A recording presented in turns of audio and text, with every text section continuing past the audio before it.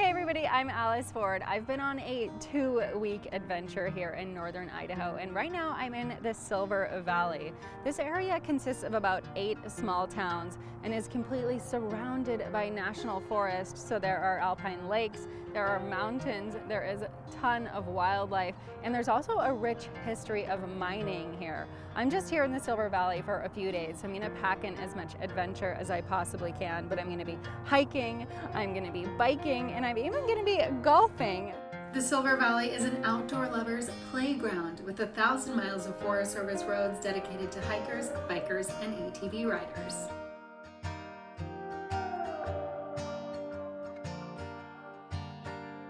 Right now I'm at the Cataldo Mission. This was built in the 1850s and is Idaho's oldest standing building and on the National Registry of Historic Places.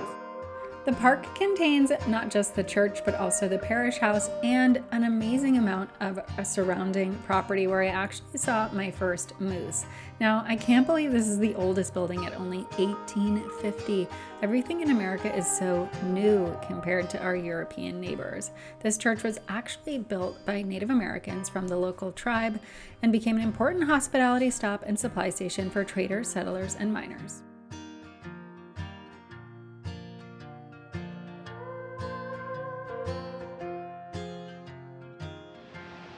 Next stop, center of the universe. You laugh, but we're actually almost there. See? Center of the universe, Wallace, Idaho. I had no idea the center of the universe was here in this small little historic town up in northern Idaho, but apparently it is. The mayor here actually proclaimed this the center of the universe using a theory called probabilism. Because if you can't prove it is, but you can't prove it isn't, well, then it must be. Wallace is a cute little historic town. There's about 1,000 people that live here, and every building in the downtown is actually on the National Registry of Historic Places. This town somehow survived the fires of 1910, and there's quite a bit of shopping here, restaurants, cafes, coffee shops, and places for you to rent bikes and ATVs as well. One of the most well-known things to do here in the Silver Valley is to ride the Hiawatha route. So this morning I'm at Lookout Pass to pick up a bike, and then we're going to be heading on a fun downhill ride along train trestles and through tunnels. As I said, this is one of the most popular things to do in the Silver Valley. So as you can see, despite there being a slight sprinkle here, lots of people are out this morning to ride the Hiawatha.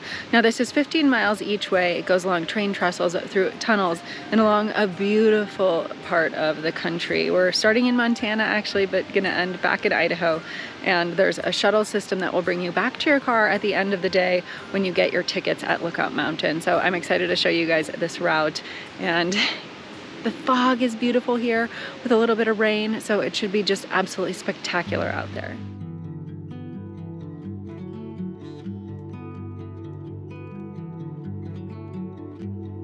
At the beginning of the route, you're gonna hit your first tunnel. This is more than a mile long, so it's time for me to put my headlamp on, and I will see you guys in the dark. The ride starts with St. Paul Pass, a dark 1.6 mile long tunnel that goes right through the Bitterroot Mountains. The tunnels are dark, wet, and cold, and a really unique feature of this bike route. It took me several minutes to make my way through this one, but I finally saw the light at the end of the tunnel. And there are 9 more tunnels, 7 sky-high trestles, and 36 historic markers detailing the railroading history of this area. Now, the route was actually named for the Olympia Hiawatha passenger trains and sits on the old tracks of the Milwaukee Road Railroad.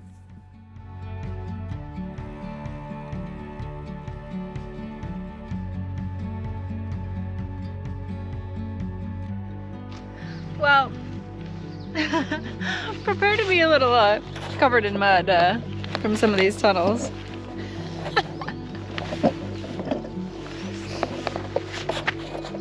You may not want to plan a fancy dinner out without going back to your hotel and showering after this.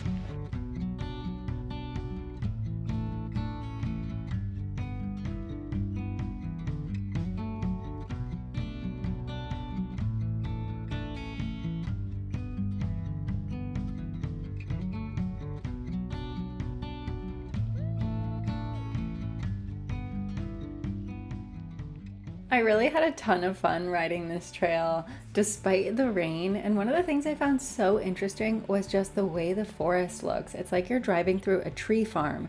This is not only because of years of logging, but forest fire. So many of the trees are the exact same age, and it really gives you this really unique view of the forest with so many of the trees the exact same size and species.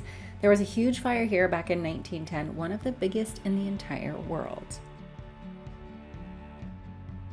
Wow, it is absolutely stunning up here. I might be a little bit dirty and a little bit wet, but I have never had views like this on a bike ride. Just amazing views out there. Wow.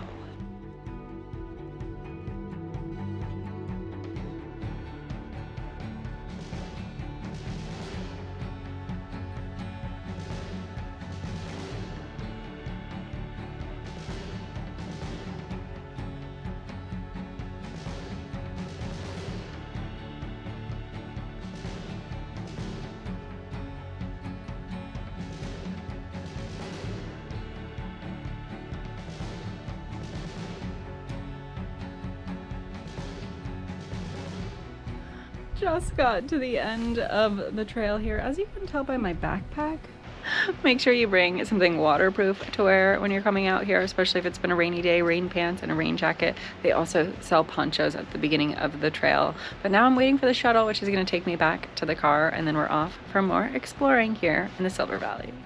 Good morning, everybody. I am just about ready for adventure. I just grabbed myself a cup of coffee at the Beanery, and I must say this is the best cappuccino I've had so far in Idaho. I also grabbed myself a bagel sandwich, and I am heading to the Pulaski Trail right now to do some hiking.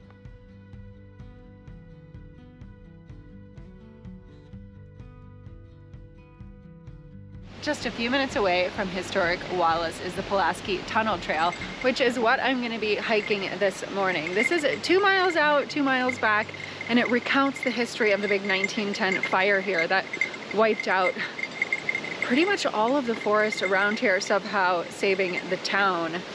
As you can hear, I've got some bells with me today because it is the beginning of June, which means bears could be out, and we want to scare them away before they see us. The Great Fire of 1910 is thought to be one of the world's worst fires. It decimated much of this area of northern Idaho, scorching more than 3 million acres.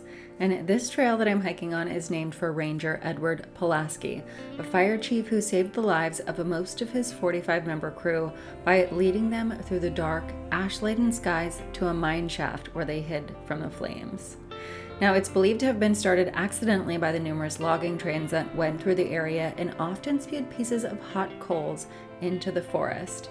In a year of drought, this was a terrible combination that led to more than 20 million acres throughout the Northwest being burned.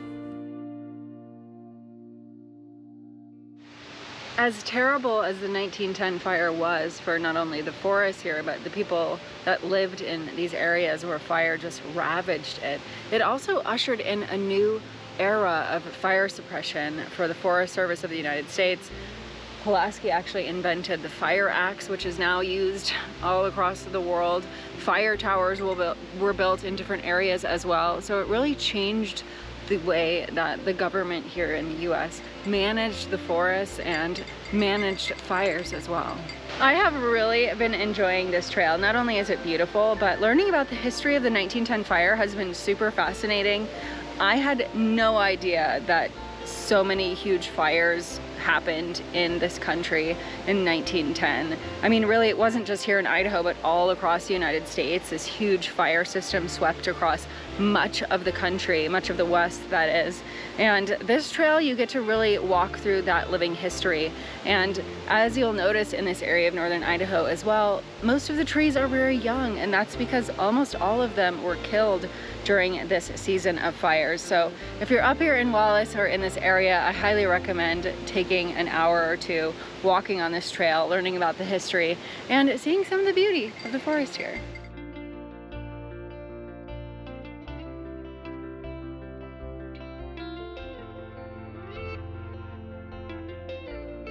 beer lovers, you are gonna love this part of Idaho. Pretty much every small town that I've gone to has had a brewery, and that's no different than here in Kellogg, where there's Radio Brewing. That's my next stop here. I'm gonna head in there, get a tour of the brewery, and see what kind of local brews they're brewing up. And that's a lot of brews.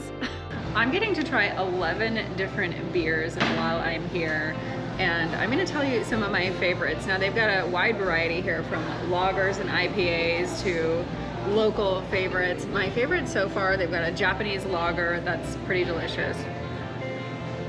Run through here, huckleberry wheat, and you can actually really taste the berry in this, which I find really delicious. My other two favorites are the Scotch Ale and the coffee stout.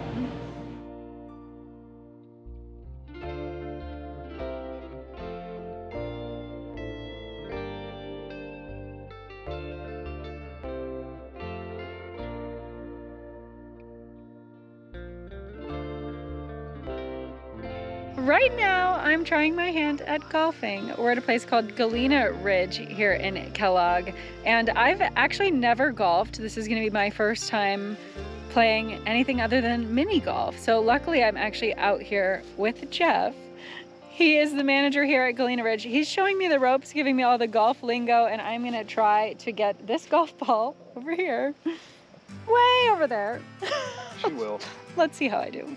Like any sport, golf takes practice, and since this was my first time, the first hole, well, let's just say I didn't exactly make it to the fairway, but after a few lessons and a couple swings and misses, I started to get the hang of it. And this was definitely not my last time playing golf this summer.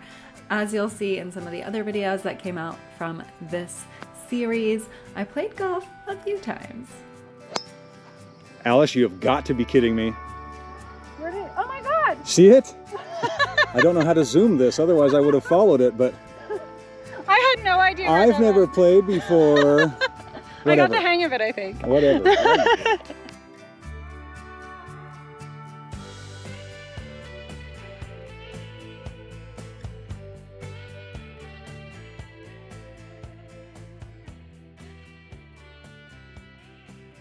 Just got done golfing at Galena Ridge. That was actually so much fun. I thought I was gonna be a lot more terrible than I was, so pretty entertaining to be up there. The course is absolutely beautiful. It's just 9 holes, but you can spend half the day here, go into town, grab a couple of beers, and then head off on a hike or a mountain biking trip. So just so much variety of things to do here in the Silver Valley, and it's just been a ton of fun the last few days.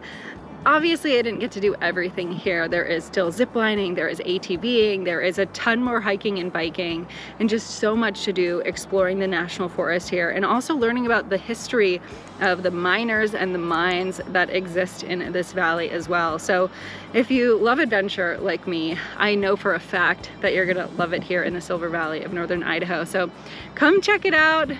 You know, bring your family, bring your friends. You will really like enjoying and exploring here in this area of Idaho. If you guys are new here, you know what to do. Make sure you subscribe, give this video a thumbs up, turn on those notifications, and drop a comment down below. As always, I'm Alice Ford. Never stop exploring, and I will see you soon in another video from right here in Northern Idaho.